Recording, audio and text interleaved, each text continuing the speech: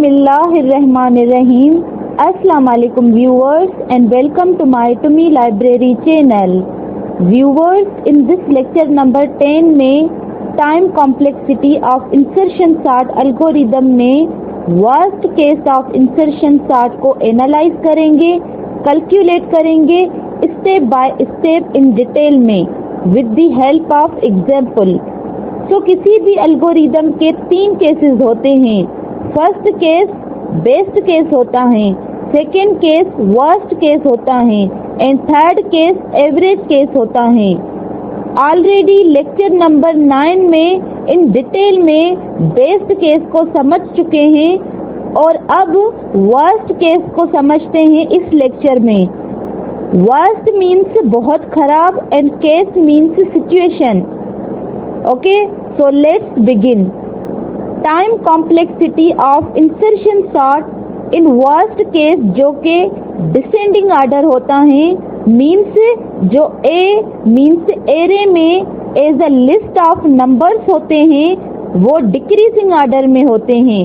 Example 6, 5, 4, 3, 2 and 1। एक list numbers की array में 6 अप टू 1 तक डिक्रीजिंग ऑर्डर में एज अ वर्स्ट केस दिया हुआ है और अगर कहा जाए कि इस लिस्ट ऑफ नंबर्स को असेंडिंग ऑर्डर में अरेंज और सॉर्ट करके दें तो ये होता है worst case. Now this is insertion sort algorithm. जितने भी स्टेप्स हैं एक्सेप्ट 4, 5 एंड 6 स्टेप, ये स्टेप्स 1, 2, 3 एंड 7 ये स्टेप 6 हैं के मतलब फर्स्ट स्टेप एन टाइम ही चलेगा और सेकेंड स्टेप n-1 टाइम ही चलेगा एंड थर्ड स्टेप भी n-1 टाइम ही चलेगा और लास्ट स्टेप 7 के लिए भी श्योर है कि n-1 टाइम ही चलेगा। जस्ट 4, 5 एंड 6 स्टेप वेरी करता है because every time case change होता है कि अब कितनी बार रिपीट होगा। So this is sequence of numbers जिसकी लेंथ n तक भी हो सकती हैं। कितने भी नंबर एज ए इनपुट हमें मिल सकते हैं। यहाँ पे 6, 5, 4, 3, 2 एंड 1 दिया हुआ है जो कि डिक्रीजिंग ऑर्डर में एज अ वर्स्ट केस है। अब इन नंबर्स को इंक्रीज ऑर्डर में सॉर्ट करना है, इंक्रीज ऑर्डर में सेट करना है, अरेंज करना है। ये नंबर्स एक्चुअल में रिवर्स ऑर्डर में सॉर्टेड हैं, राइट। तो वर्स्ट केस तब होता है जब सॉर्टिंग एल्गोरिदम यूज करें और नंबर्स रिवर्स सॉर्टेड हों। ओके, अब 1, 2, 3 एंड 7 स्टेप्स का पता है कि ये स्टेप्स कितनी बार चलेंगे, बट 4, 5 एंड 6 स्टेप्स का हमें नहीं पता कि कितनी बार चलेंगे। तो देखते हैं और कैलकुलेट करते हैं 4, 5 एंड 6 स्टेप को। देखें 4 स्टेप में व्हाइल लूप है, व्हाइल लूप फॉर लूप के अंदर है और व्हाइल लूप के अंदर 2 स्टेप्स हैं 5 एंड 6। तो सबसे पहले 4 स्टेप जो हैं व्हाइल लूप वो कितनी बार रिपीट होगा, itself means while loop itself कितनी बार रिपीट होगा। व्हाइल लूप नेस्टेड लूप है, मीन्स लूप के अंदर लूप है बिकॉज व्हाइल लूप डिपेंड करता है फॉर लूप पे और फॉर लूप का काउंटर वेरिएबल है जे और जे स्टार्ट है j इक्वल टू 2 से और एरे की लेंथ है up to j equal to n तक। तो जब j इक्वल टू 2 है तो नेक्स्ट इंक्रीमेंट होगा j इक्वल टू 3 हो जाएगा और फिर इंक्रीमेंट होगा j इक्वल टू 4 हो जाएगा up to j equal to n तक। तो फोर्थ स्टेप में एवरी टाइम अलग वैल्यू आएगी बिकॉज वर्स्ट केस में एवरी टाइम फोर्थ स्टेप अलग अलग टाइम चलेगा देन सबको ऐड करेंगे। तो देखें वर्स्ट केस में फोर्थ स्टेप कितनी बार चलेगा। जब j इक्वल टू 2 होगा यहाँ पे तो I इक्वल टू 1 होगा यहाँ पे, और की एक एक्सटर्नल स्पेस है मेमोरी में जहाँ पे j की जो भी वैल्यू होगी वो की में स्टोर हो जाएगी। तो अब j इक्वल टू 2 में 5 वैल्यू हैं तो 5 की में स्टोर हो जाएगा, की इक्वल टू 5 हो जाएगा। नाउ फोर्थ स्टेप में आते ही कंडीशन चेक हो रही है कि I ग्रेटर देन 0। तो यस, बिकॉज I अभी 1 पे है, 1 ग्रेटर देन 0 है तो कंडीशन ट्रू हुई। नेक्स्ट सेकेंड कंडीशन चेक होगी a स्क्वायर ब्रैकेट में I ग्रेटर देन की। I में जो वैल्यू है मीन्स 6 वो की इक्वल टू 5 से ग्रेटर हैं, तो ये 6 ग्रेटर हैं 5 से, तो ये सेकेंड कंडीशन भी ट्रू हुई। देन 5 स्टेप से a स्क्वायर ब्रैकेट में I plus 1 equal to a square bracket में I मीन्स अभी I इक्वल टू 1 है तो 1 प्लस 1 इक्वल टू 2, और I में वैल्यू है 6, तो 6 यहाँ I की सेकेंड पोजीशन पे शिफ्ट हो जाएगा और 5 यहाँ इंसर्ट होगा। बाकी नंबर सेम ही रहेंगे 4, 3, 2 एंड 1। तो रिमेम्बर अभी 4 स्टेप कितनी बार चला, 1 टाइम चला, बिकॉज फोर्थ स्टेप में दोनों कंडीशन ट्रू हुई। तो अभी फोर्थ स्टेप एक बार चला। Next sixth step I equal to I minus 1। अब I इक्वल टू 1 है तो 1 माइनस 1 इक्वल टू 0, तो I शिफ्ट होगा यहाँ पे I इक्वल टू 0 और वापस से while लूप में गो बैक होंगे और कंडीशन चेक होगी। पहली कंडीशन चेक होगी I greater than 0, but now I equal to 0 है तो फॉल्स कंडीशन हुई। तो नोट करें कि एक बार और चला फोर्थ स्टेप, बट इस टाइम कंडीशन हुई फॉल्स, और फॉल्स कंडीशन होते ही व्हाइल लूप टर्मिनेट हो गया। जब j इक्वल टू 2 था तो फोर्थ स्टेप चला 2 बार, 2 टाइम्स। एक बार दोनों कंडीशन ट्रू हुई जिसकी वजह से स्वैपिंग हुई। इस टाइम यहाँ 5 होगा और यहाँ 6 होगा, और जब I इक्वल टू 0 हुआ तो फोर्थ स्टेप में कंडीशन फॉल्स हुई लेकिन चेक हुई, तो ये भी काउंट करेंगे। तो टोटल j इक्वल टू 2 था तो फोर्थ स्टेप चला 2 टाइम्स। अब j इक्वल टू 3 होगा और की में अब j इक्वल टू 3 में जो 4 वैल्यू हैं वो की में आ जाएगी, की इक्वल टू 4 होगा और I इक्वल टू 2 यहाँ होगा। नाउ अगेन फोर्थ स्टेप पे आएंगे और कंडीशन चेक होगी। पहली condition I greater than 0, condition true, because I अभी I इक्वल टू 2 है तो 2 ग्रेटर है 0 से, और सेकेंड कंडीशन चेक होगी a स्क्वायर ब्रैकेट में I ग्रेटर देन की। तो a स्क्वायर ब्रैकेट I में 6 वैल्यू है और की वैल्यू 4 है, तो 6 ग्रेटर है 4 से, ये भी कंडीशन ट्रू हो जाएगी। तो इस टाइम जब j इक्वल टू 3 है तो यहाँ पे एक बार चला 4 स्टेप। नाउ फिफ्थ स्टेप से a स्क्वायर ब्रैकेट में I plus 1 equal to a square bracket में I। अभी I इक्वल टू 2 है तो 2 प्लस 1 इक्वल टू 3 और I में 6 वैल्यू हैं तो I की 3 पोजीशन पे 6 आ जाएगा, मीन्स 6 यहाँ 4 की पोजीशन पे आ जाएगा और 6 step I equal to I minus 1 होगा। तो अभी I इक्वल टू 2 है तो 2 माइनस 1 होगा इक्वल टू 1। तो I इक्वल टू 1 हुआ। अगेन वाइल लूप में गो बैक होंगे तो कंडीशन चेक होगी और कंडीशन ट्रू है बिकॉज I अभी 1 है तो 1 ग्रेटर देन 0 है। और सेकेंड कंडीशन ए स्क्वायर ब्रैकेट में I ग्रेटर देन की, ये भी कंडीशन ट्रू होगी बिकॉज अभी ए आई में 5 है और की में 4 है तो 5 ग्रेटर देन 4 है तो ये भी कंडीशन ट्रू हुई। सो जब j इक्वल टू 3 है तो ये सेकेंड टाइम फोर्थ स्टेप चला। सो एक बार और चला 4 स्टेप।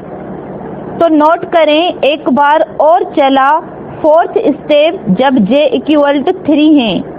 नाउ 5th स्टेप से a स्क्वायर ब्रैकेट में I plus 1 equal to a square bracket में I।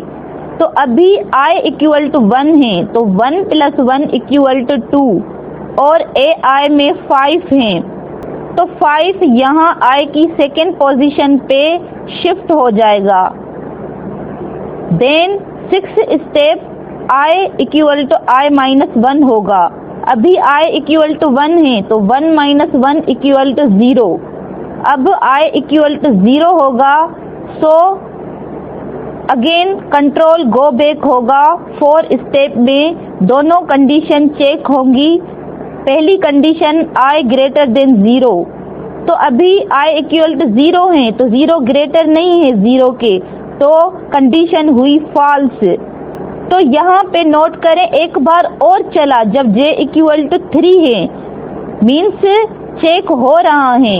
तो अब ये स्टार्ट वाले 3 नंबर अरेंज और स्टार्ट हो जाएंगे इंक्रीज ऑर्डर में 4, 5, 6। नेक्स्ट अदर नंबर्स भी जो 3, 2 एंड 1 हैं ये भी इसी तरह स्टार्ट होंगे।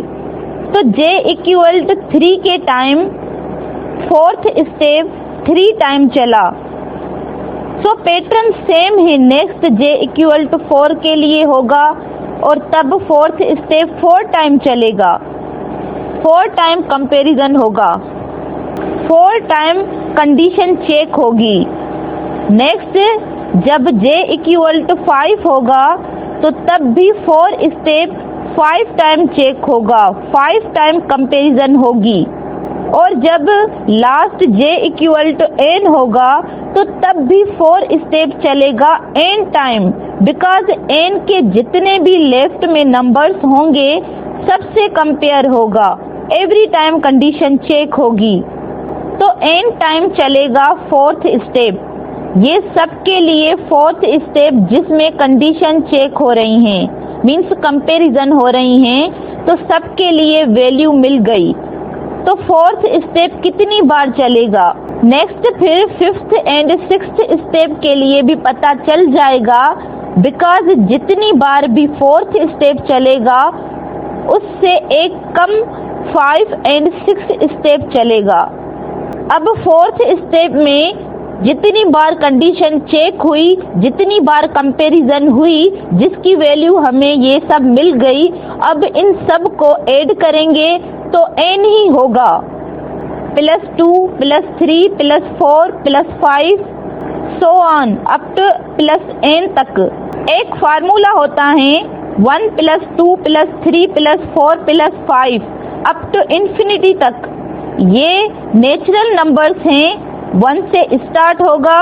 ये नेचुरल नंबर्स कंप्लीट नंबर्स होते हैं जिसको हम इजीली काउंट कर सकते हैं।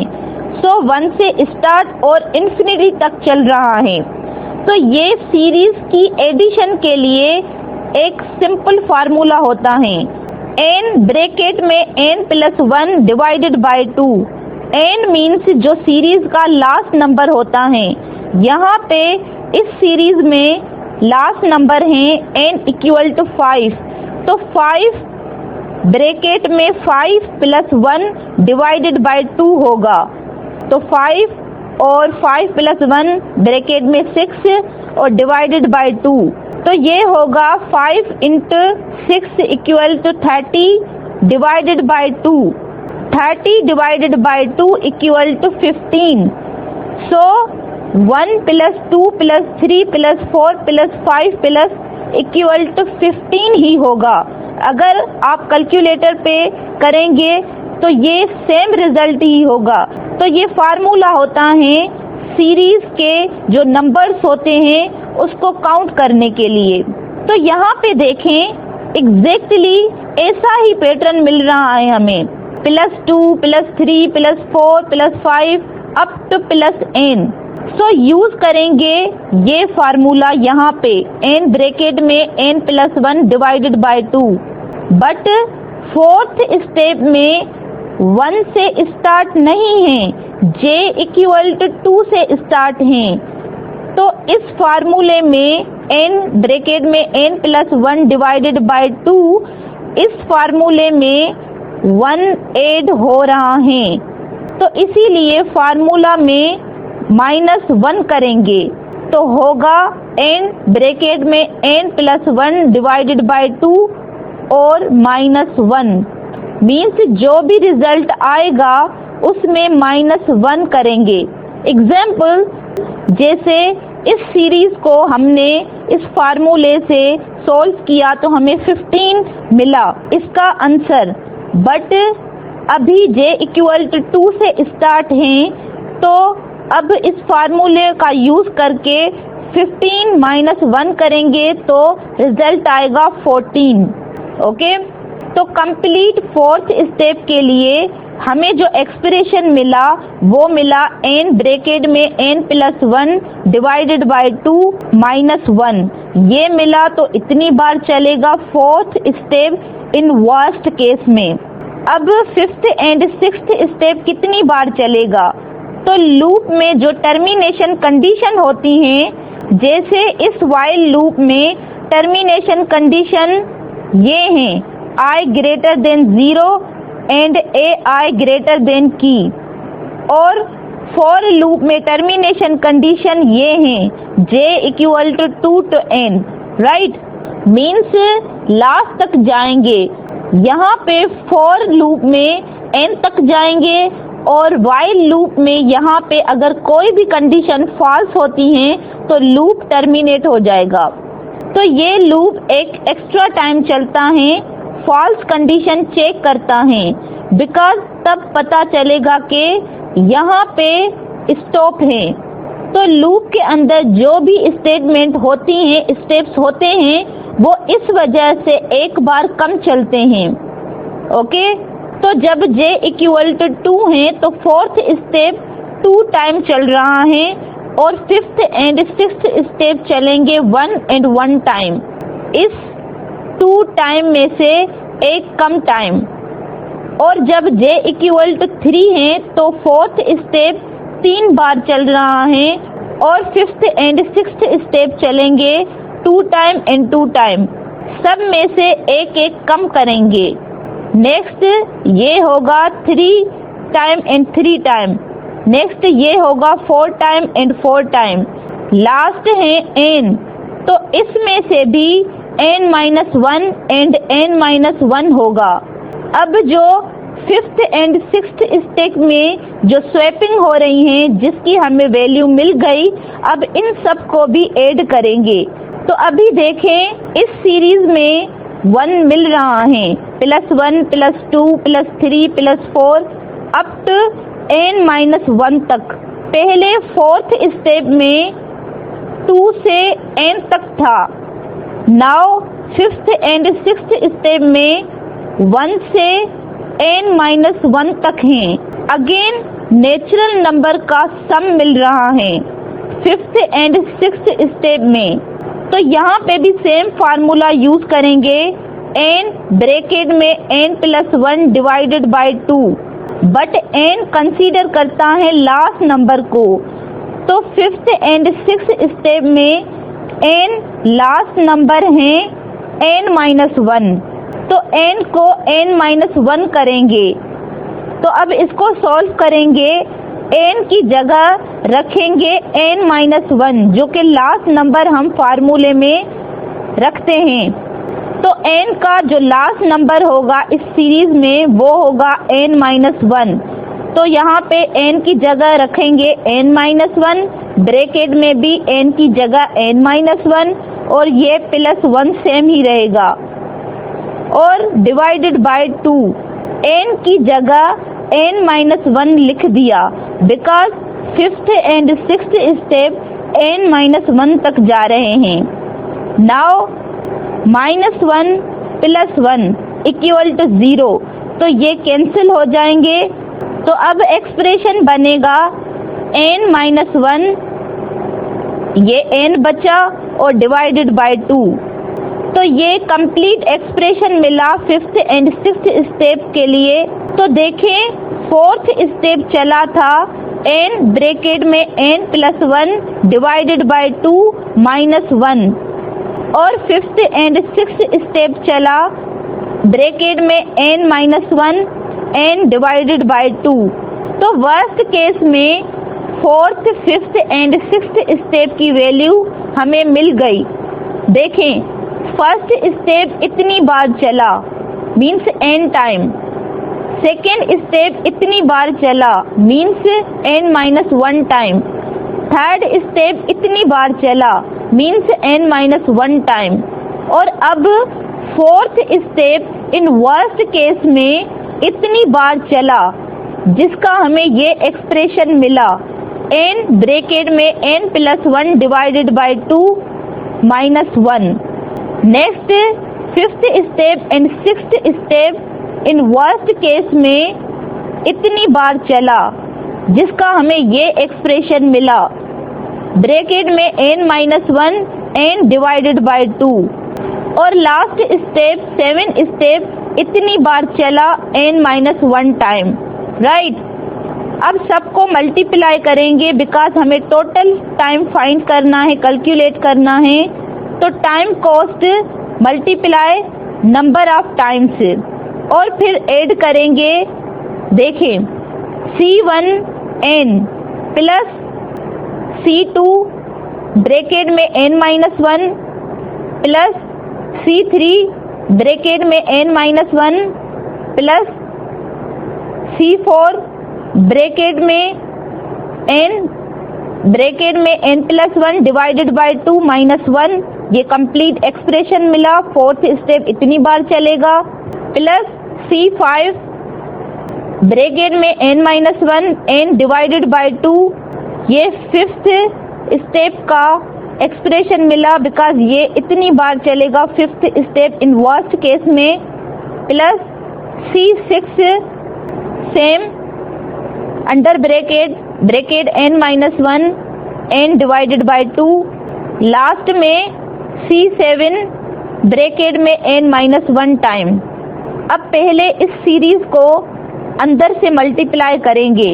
देखें C1 n प्लस यहाँ पे अंदर से मल्टीप्लाई करेंगे तो होगा C2 multiply n plus minus C2 multiply by 1 तो C2 होगा, plus C3 multiply n plus minus C3 multiply by 1 तो होगा C3, प्लस अब इस एक्सप्रेशन को भी अंदर से मल्टीप्लाई करेंगे तो होगा C4 जो अंडर ब्रैकेट हैं n ब्रैकेट में n+1 डिवाइडेड बाय 2, इसको C4 से मल्टीप्लाई करेंगे तो होगा C4 और ये एक्सप्रेशन, और plus minus C4 -1 means C4 होगा, प्लस C5 ये एक्सप्रेशन सेम ही रहेगा।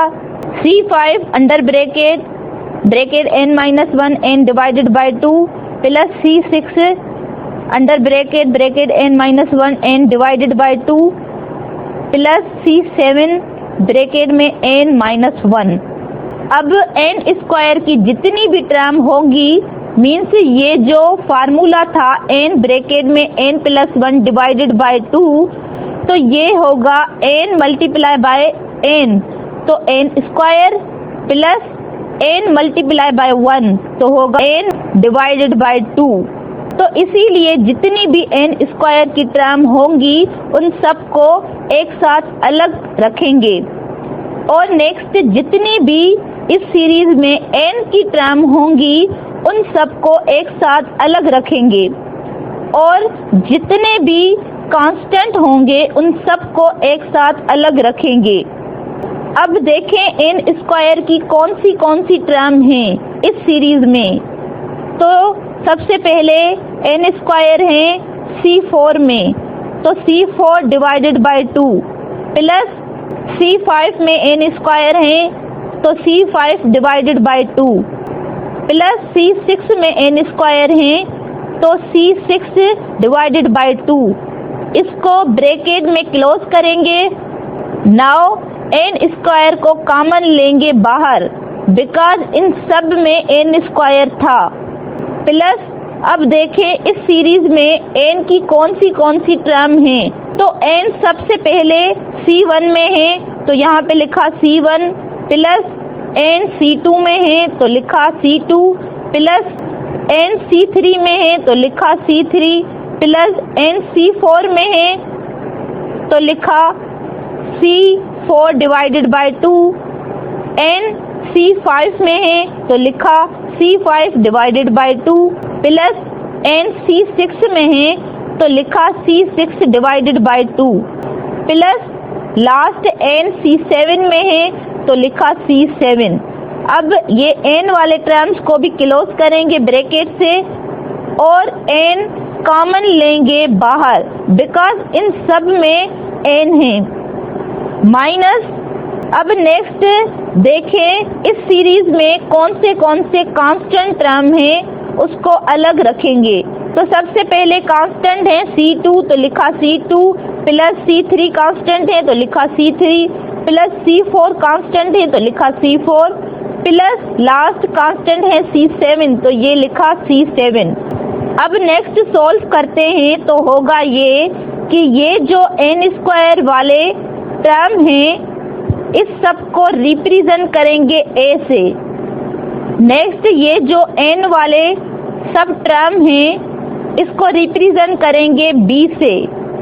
लास्ट ये जो कांस्टेंट वाले सब टर्म हैं इसको रिप्रेजेंट करेंगे c से।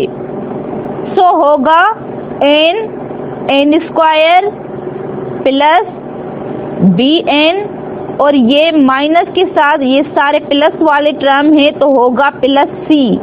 और n की जो भी वैल्यू आएगी वो ये t ऑफ n पर रखेंगे तो हमें ये an square plus bn plus c ये फंक्शन मिल गया।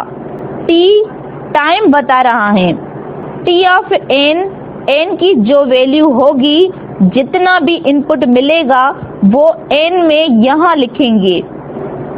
अब ये an square plus bn plus c अब इस फंक्शन में जो हाईएस्ट डिग्री है वो है n स्क्वायर।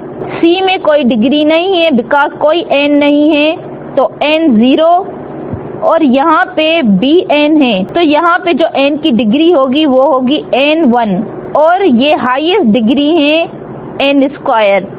तो ये कंप्लीट बना quadratic function in worst case. अब असिम्प्टोटिक नोटेशन में जहाँ ग्रोथ ऑफ फंक्शन में जितनी भी लोअर ऑर्डर टर्म होती हैं उसको रिमूव करते हैं बिकॉज an स्क्वायर यहाँ पे हाईएस्ट डिग्री टर्म है और इसका जो कोएफिशिएंट पार्ट है उसको भी रिमूव करते हैं तो बचेगा n स्क्वायर। तो फाइनली इसको रिप्रेजेंट करेंगे थीटा से। थीटा ब्रैकेट में n स्क्वायर होगा थीटा ऑफ n स्क्वायर। और यहाँ पे वर्स्ट केस में थीटा बाउंड नोटेशन यूज की है बिकॉज थीटा होता है tight bound means tight hold करता है बिकॉज वर्स्ट केस में हमें एग्जैक्ट पता है कि कितना टाइम लगेगा। कंप्लीट रिवर्स सॉर्टेड होगा तो वर्स्ट केस होगा। थीटा टाइट बाउंड तब यूज करते हैं जब हमें एग्जैक्ट पता हो कि इतने टाइम लगेगा इस काम को करने में। तब यूज होता है थीटा, जिसकी सिंबल ये होती हैं। अगर कोई पूछे कि इंसर्शन सॉर्ट का रनिंग टाइम क्या है, तो तब हम बिगो यूज करते हैं, बिगो n स्क्वायर, बिकॉज इसमें best case, worst case and average case तीनों केस आ जाते हैं। तो इसीलिए जब तीनों केस की बात करें, इंसर्शन सॉर्ट का पूछें, तो तब हम कहेंगे, तब उसको रिप्रेजेंट करेंगे बिगो से।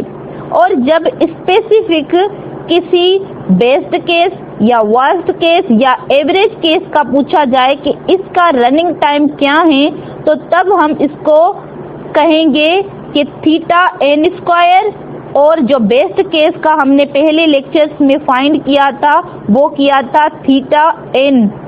सो फाइनली हमें जो वर्स्ट केस में रनिंग टाइम मिला, टाइम कॉम्प्लेक्सिटी मिली, फाइंड की, कैलकुलेट की इन डिटेल में, वो मिली थीटा n स्क्वायर। सो आज के लिए viewers that's all. Please share, support and subscribe to my channel for more updates. Thank you.